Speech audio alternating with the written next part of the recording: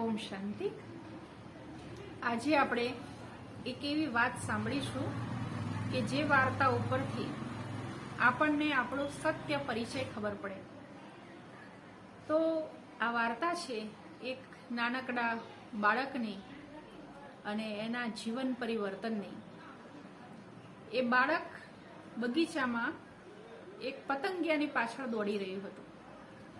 એના મા બાપ એક ખૂણામાં બેઠેલા છે, બાળક પતંગિયાની પાછળ દોડી રહ્યું છે આખા બગીચામાં। ખૂબ નિર્દોષ બાળક છે। હવે આ બાળકને એક રામલીલા બનાવનાર વ્યક્તિ જોવે છે। એ રામલીલા બનાવનાર વ્યક્તિને આ બાળક ખૂબ પસંદ આવી જાય છે। એને એના રામલીલામાં રામના પાત્રની આવશ્યકતા હતી, એટલે એણે એના મા બાપને જઈને કહ્યું કે તમારા બાળકને શું મારી રામલીલામાં પાત્ર ભજવવા માટે મોકલશો? તો મા બાપ તો ખુશ થઈ ગયા કે અરે વાહ, સરસ, અમારા દીકરાને રામનું પાત્ર મળી રહ્યું છે। મા બાપે એને મંજૂરી આપી અને એ બાળકે રામનું પાત્ર ભજવ્યું। હવે રામનું પાત્ર એટલું સુંદર ભજવ્યું બાળકે કે લોકોએ તાળીઓના ગડગડાટથી બાળકને વધાવી લીધો અને એ રામલીલા જોવા માટે હજારો લોકો ઉમટી પડે। આ વાત જે છે એને વર્ષો વીતી ગયા। હવે જે રામલીલા બનાવનાર વ્યક્તિ હતો એ હવે મોટા મોટા વ્યક્તિઓની રામલીલા બનાવતો હતો, મોટા મોટા નાટક બનાવતો હતો। એણે જોયું કે આજે રસ્તામાંથી પસાર થઈ રહ્યો છે ત્યારે એક વ્યક્તિ ખૂબ જોર જોરથી ઝઘડા કરી રહ્યો છે અને મારામારી સુધી આવી જાય એવી એની તૈયારી હતી। એણે ત્યાં જઈને જોયું અને પૂછ્યું કે ભાઈ શું વાત છે? એ જે વ્યક્તિની સાથે એનો ઝઘડો ચાલી રહ્યો હતો દુકાનદાર સાથે, એ દુકાનદારે કહ્યું કે જુઓ ભાઈ, આ વ્યક્તિ જે છે ને એ દારૂ માંગી રહ્યો છે મારી પાસે અને પહેલેથી જ એનો અહીંયા આગળ ઉધાર છે। હું એને કહું છું કે તું પહેલા ઉધાર ચૂકવી દે અને પછી હું તને દારૂ આપું। હવે આ વ્યક્તિ કહે છે કે નહીં, અત્યારે મારી પાસે પૈસા નથી, તું મને દારૂ આપ અને પછી હું તને આપી દઈશ। વાત આટલી હતી। હવે પેલો જે વ્યક્તિ હતો રામલીલા બનાવનાર, એણે જોયું કે આ વ્યક્તિ જે છે એને ખરેખર દારૂની ખૂબ જરૂર છે, કારણ કે એ એટલો બધો તડપી રહ્યો છે દારૂ માટે કે કંઈ પણ કરવા માટે તૈયાર છે। એણે જોયું કે આજે મારે રામલીલામાં એક પાત્ર ખૂટી રહ્યું છે, રાવણનું પાત્ર। તો જો આ વ્યક્તિ રાવણ બનવા તૈયાર થઈ જાય તો હું અત્યારે એને થોડાક પૈસા આપી દઉં। એણે એ વ્યક્તિને પૂછ્યું કે ભાઈ, જો તું મારું એક કામ કરીશ તો હું તને આ તારું જે ઉધાર જે છે એ ચૂકવી દઉં અને તને જે જોઈએ છે અપાવી દઉં। હવે જે દારૂ પીનાર વ્યક્તિ હતો એ એકદમ શાંતિથી પેલા વ્યક્તિની સામે જોઈ રહે છે। પેલા વ્યક્તિને લાગ્યું કે કદાચ આને મારી શરત મંજૂર લાગે છે। એણે કહ્યું કે જો ભાઈ, તું મારું કામ કરીશ તો હું તારું ઉધાર ચૂકવી દઈશ। તારે ફક્ત એટલું જ કરવાનું છે કે હું જે નાટક ભજવું છું એમાં તારે રાવણનું પાત્ર લેવાનું છે અને તું રાવણનું પાત્ર ખૂબ સારી રીતે ભજવી શકે એમ છે, કારણ કે મેં દૂરથી જોયું કે તું કેટલું જોર જોરથી ને બૂમો પાડીને એકદમ ગુસ્સામાં બોલી રહ્યો હતો અને એવું જ પાત્ર મારે જોઈએ છે। તો પેલો વ્યક્તિ જે છે અત્યાર સુધી જે બૂમો પાડીને બોલતો હતો, ગુસ્સો કરતો હતો, દારૂ માંગતો હતો, એ વ્યક્તિની આંખો ભીની થઈ ગઈ।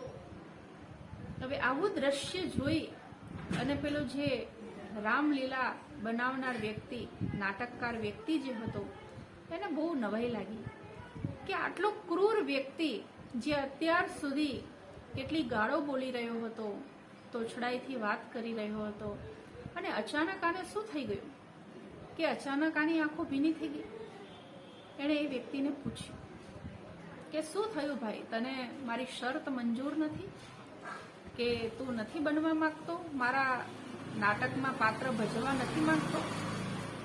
પેલા વ્યક્તિએ ખૂબ સરસ જવાબ આપ્યો કે શું હું ખરેખર રાવણના પાત્ર માટે યોગ્ય છું?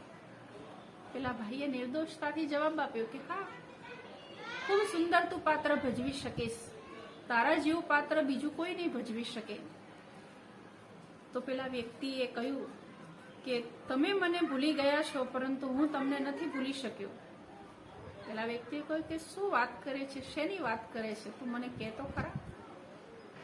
તો પેલો વ્યક્તિ કહે છે કે જ્યારે હું નાનો હતો ત્યારે તમે જ મને તમારી રામલીલામાં રામનું પાત્ર આપ્યું હતું, અને એ રામનું પાત્ર એટલું બધું સુંદર ભજવવામાં આવ્યું હતું કે લોકોએ ખૂબ તાળીઓથી મને વધાવી લીધો હતો, અને તમે પણ એ પાત્રને ખૂબ પસંદ કર્યું હતું. એ તમે જ હતા જેમણે મને રામ તરીકે પસંદ કર્યો હતો, અને આજે એ તમે જ છો કે જે મને રાવણના પાત્ર તરીકે પસંદ કરી રહ્યા છો. એટલા માટે મારી આંખો ભીની થઈ ગઈ. શું ખરેખર હું એટલો બધો બદલાઈ ગયો છું કે એક સમયે મને રામના પાત્ર માટે યોગ્ય ગણવામાં આવ્યો, અને આજે હું રાવણ જેવો બની ગયો છું? તો ખરેખર જોવા જઈએ તો આ વાર્તા આપણા બધાની સાથે લાગુ પડે છે. જેમ આપણે કહીએ છીએ કે બીજો જન્મ કોણે જોયો, અથવા તો આપણે કોણ હતા, કેવા હતા, કોને ખબર છે. પરંતુ જેમ આપણા માતા પિતા છે એમને આપણા નાનપણની તસવીર ખબર છે. આપણા ઘરમાં ઘણા બધા ફોટા છે, પરંતુ આપણને નથી ખબર કે આમાંથી મારો ફોટો કયો છે. મા બાપ કે વડીલો આપણને બતાવે છે કે આ તારો ફોટો છે, ત્યારે આપણને ખબર પડે છે. એમ પરમાત્મા જે આપણા સર્વના પિતા છે, આખા વિશ્વના પિતા છે, એ આપણને કહે છે કે જો તારી તસવીર પહેલા આવી હતી, રામ જેવી હતી, એમાંથી અત્યારે કેવી બની ગઈ છે? રાવણ જેવી બની ગઈ છે. અર્થાત નરમાંથી નારાયણ અને નારીમાંથી લક્ષ્મી, જે આપણા શાસ્ત્રોમાં કહેલું છે કે નર એવી કરણી કરે તો નારાયણ બને, અને નારી એવી કરણી કરે તો લક્ષ્મી બને. તો ખરેખર એવો સમય હતો કે જ્યારે નર નારાયણ જેવા હતા અને નારી લક્ષ્મી સમાન હતી. પરંતુ એ સમય બદલાઈ ગયો. જન્મ મરણના ચક્કરમાં આવતા આવતા આત્માનું અસલી સ્વરૂપ ભૂલાઈ ગયું, અને અત્યારે જ્યારે કોઈને કહેવામાં આવે કે આપણે એવા બની શકીએ તો એ માનવું પણ શક્ય નથી. કારણ કે અત્યારનું જે સ્વરૂપ છે એ આપણે જોઈને વિચારી પણ નથી શકતા કે ખરેખર આપણે શું એવા હતા, આપણે એવા બની શકીએ ખરા. પરંતુ આપણા જે માત પિતા છે, જે પરમાત્મા છે, એ તો જાણે છે હકીકત, અને એટલે જ કહે છે કે હા તમે જેવા હતા. જેને આપણે સંસ્કૃતિમાં કહીએ છીએ કે સનાતન ધર્મ, આપણે જ સનાતની હતા.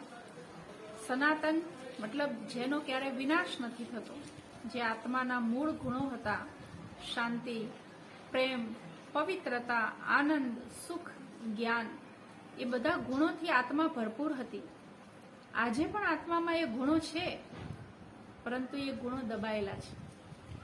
પરમાત્મા એને બહાર કાઢવાનું કહે છે. જ્યારે ગુણો વ્યક્તિ પોતાના જીવનમાં, વ્યવહારમાં લાવે છે, ત્યારે એ નરમાંથી નારાયણ અને નારીમાંથી લક્ષ્મી સમાન બની શકે છે.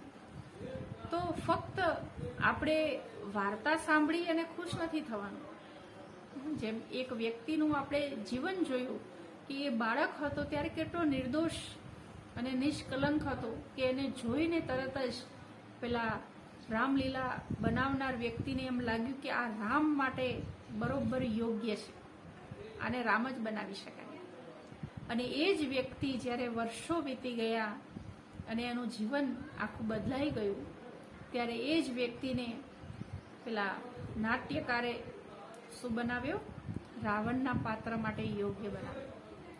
તો કોઈ નાટ્યકારે એને નથી બનાવ્યો, જીવન તો એણે એનું પોતે જાતે જ બનાવ્યું છે, પરંતુ નાટ્યકારે એને પસંદ કર્યો કે આ વ્યક્તિ જે છે એ હવે રાવણના પાત્ર માટે યોગ્ય છે. તો આપણે પણ પોતાને પૂછીએ કે પરમાત્માએ તો આપણને શ્રેષ્ઠ જ બનાવ્યા હતા. ઘણીવાર ઘણા લોકો એવું કહેતા હોય છે, જ્યારે દુઃખ પડે, કંઈક સંકટ આવે, કંઈક પરિસ્થિતિ આવે, તો કહે છે કે ભગવાને આવી દુનિયા શું કરવા બનાવી? પરંતુ ભગવાને આવી દુનિયા નથી બનાવી. ભગવાને તો ખૂબ સુંદર દુનિયા બનાવી હતી, પરંતુ આપણે આપણા કર્મોથી એ દુનિયાને કેવી બનાવી દીધી છે? અત્યારે એકદમ જેને કહીએ કે નર્ક બની ગયું છે. તો સ્વાભાવિક છે કે જ્યારે વ્યક્તિ શરીર છોડે છે ત્યારે પણ આપણે કહીએ છીએ કે અમારા ફલાણા સંબંધી સ્વર્ગે સીધાવ્યા. તો સ્વર્ગે સીધાવ્યાનો અર્થ જ શું થાય? કે અત્યાર સુધી ક્યાં હતા? નર્કમાં હતા. કોઈને ડાયરેક્ટ આપણે કહીશું કે નર્કમાં છીએ તો સ્વીકાર નહીં કરે, પરંતુ એ પોતે જ વ્યક્તિ સ્વીકાર કરે છે કે ફલાણા સંબંધી સ્વર્ગે સીધાવ્યા, અર્થાત કે અત્યાર સુધી એ નર્કમાં હતા. તો અત્યારે આ નર્ક જેવી દુનિયા શેના કારણે બની છે? મનુષ્યના કર્મોના કારણે જ બની છે. અને એટલા જ માટે પરમાત્માએ ગીતામાં કેવું પડ્યું? કર્મણ્યવાધિકારસ્તે મા ફલેષુ કદાચન. તું કર્મ કર્યા કર, કર્મ જેવું હશે એવું ફળ ચોક્કસ તને મળશે. ફળની આશા ન રાખીશ. કર્મ કર્યું છે એટલે ફળ મળવાનું ચોક્કસ છે. તો આપણે પણ એવા દિવ્ય સ્વરૂપને ફરીથી જાગૃત કરવા માટે આપણા સત્ય સ્વરૂપને ઓળખીએ, જાણીએ, તો આપણે ફરીથી એવી દેવી દુનિયા, સતયુગી દુનિયા, સનાતન ધર્મને જાણી શકીશું. તો ચાલો આપણે પણ આપણા અસલી સ્વરૂપને ઓળખીએ અને પોતાને સત્ય સ્વરૂપને જાણીએ. ઓમ